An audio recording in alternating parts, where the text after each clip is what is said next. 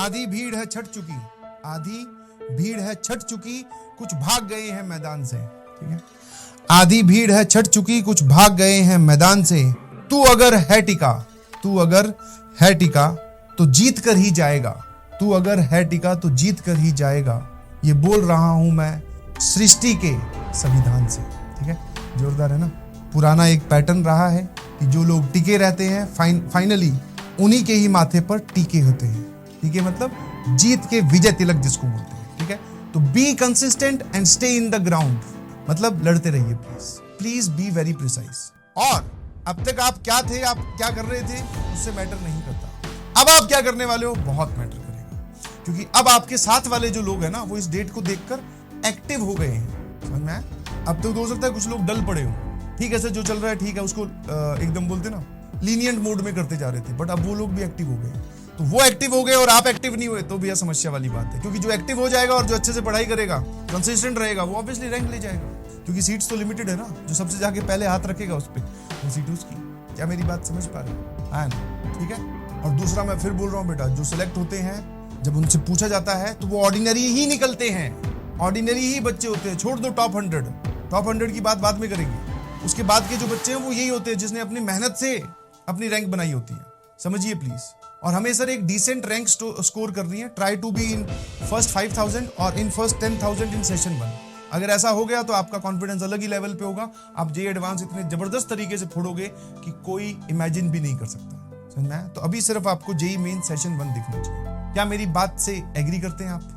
जिनका किसी प्रकार का बैकलॉग है तो उस बैकलॉग पे फोकस करने की बजाय करंट रनिंग चैप्टर्स पे फोकस कीजिए, दैट इज इंपॉर्टेंट। क्योंकि जनरली ऐसा देखा गया है बैकलॉग कवर करने के चक्कर में ना हमसे वो बैकलॉग कवर होता, ना हमसे पैरेलल क्लासेस कवर होती, तो सर हमारा जो है वो उसको बोलते हैं जैसे अंग्रेजी में हौच पौच, खिचड़ी बन जाती है सर। अब समझ ही नहीं आता कि क्या हुआ, हमने कितना कवर कर दिया और कितना छोड़ दिया, कुछ नहीं पता चला। समझ में आया? मैं फिर बोल रहा हूँ, तुम सब लोग अपने अपने घर बैठे हो और समझदार भी हो। ठीक है, ज्यादा समझदारी के चक्कर में प्लान चेंज करके कुछ नया करने के ट्राई के चक्कर में प्लीज अपना नुकसान मत करो। जो चल रहा है चलने दीजिए, उसमें स्पीड अप कीजिए और एनर्जी लगा दो और जान लगा दो। आई होप एंड बिलीव जो मैंने बोला वो आपके दिमाग तक पहुंचा होगा। और बाकी विश्वास रखिए अपनी पढ़ाई पे, अपने टीचर्स पर, इस यूनिवर्स पर, भगवान पर। जो होगा वो बहुत अच्छा होगा, आपके फेवर में होगा। घबराइए बिल्कुल भी।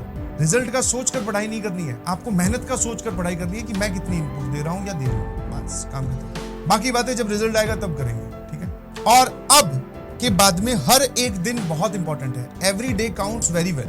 ये जो कल करने वाला एटीट्यूड है छोड़ दो भैया, क्योंकि अभी सर हमें समेटते हुए चलना है, ध्यान रखना।